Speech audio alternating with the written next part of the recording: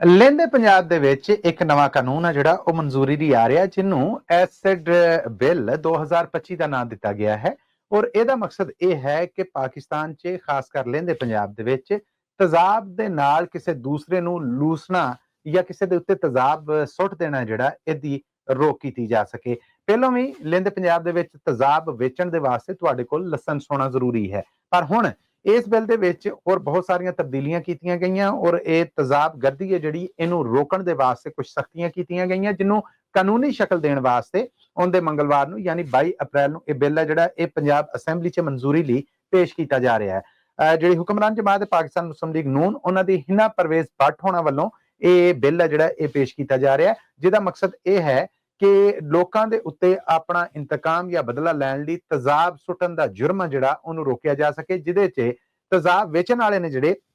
ਉਹਨਾਂ ਨੂੰ ਵੀ ਕੁਝ ਸਖਤੀਆਂ ਦਾ ਸਾਹਮਣਾ ਕਰਨਾ ਪਏਗਾ। ਇਹ ਨਵਾਂ ਕਾਨੂੰਨ ਅਗਰ ਮਨਜ਼ੂਰ ਹੋ ਜਾਂਦਾ ਹੈ ਤੇ ਪੰਜਾਬ ਦੇ ਵਿੱਚ ਇਸ ਮਾਮਲੇ 'ਚ ਗਫਲਤ ਕਰਨ ਵਾਲਾ ਜਿਹੜਾ ਉਹਨੂੰ 2 ਸਾਲ ਕੈਦ ਔਰ 5 ਲੱਖ ਤੋਂ ਲੈ ਕੇ 10 ਲੱਖ ਰੁਪਈਆ ਜੁਰਮਾਨਾ ਜਿਹੜਾ ਉਹ ਭਰਨਾ ਪੈ ਸਕਦਾ ਹੈ। ਯਾਦ ਰਵੇ ਕਿ ਪਾਕਿਸਤਾਨ ਦੇ ਵਿੱਚ ਹਰ ਸਾਲ ਸੈਂਕੜਿਆਂ ਦੀ ਗਿਣਤੀ ਦੇ ਵਿੱਚ ਤੇਜ਼ਾਬ ਸੁੱਟਣ ਦੇ ਮਾਮਲਾਤ ਜਿਹੜੇ ਉਹ ਸਾਹਮਣੇ ਆਉਂਦੇ ਨੇ, ਜਿਨ੍ਹਾਂ ਦੇ ਵਿੱਚੋਂ ਪੂਰੇ ਮੁਲਕ 'ਚ ਯਾਨੀ 5 ਦੇ 5 ਸੂਬੇ ਨੇ ਜਿਹੜੇ ਉਹਨਾਂ 'ਚੋਂ ਸਭ ਤੋਂ ਬਹੁਤਾ ਤੇਜ਼ਾਬ ਗਰਦੀ ਜਾਂ ਦੂਸਰੇ ਦੇ ਉੱਤੇ ਤੇਜ਼ਾਬ ਸੁੱਟ ਕੇ ਉਹਨੂੰ ਸਾੜ ਦੇਣ ਦਾ ਮਾਮਲਾ ਜਿਹੜਾ ਉਹ ਪੰਜਾਬ 'ਚ ਸਾਹਮਣੇ ਆਉਂਦਾ ਹੈ। ਪੂਰੇ ਪਾਕਿਸਤਾਨ ਦੇ ਕੁੱਲ ਕੇਸਾਂ ਦੇ ਵਿੱਚੋਂ ਸਿਰਫ 65% ਯਾਨੀ 65% ਕੇਸ ਨੇ ਜਿਹੜੇ ਉਹ ਲਹਿੰਦੇ ਪੰਜਾਬ 'ਚ ਵਾਪਰਦੇ ਨੇ ਔਰ ਇਹਦੇ ਵਿੱਚ ਬਹੁਤਾ ਸ਼ਿਕਾਰ ਬੀਬੀਆਂ ਹੁੰਦੀਆਂ ਨੇ, ਜ਼ਨਾਨੀਆਂ ਹੁੰਦੀਆਂ ਨੇ। ਵਿਆਹ ਦੇ ਮਾਮਲੇ, ਤਲਾਕ ਦੇ ਮਾਮਲੇ ਜਾਂ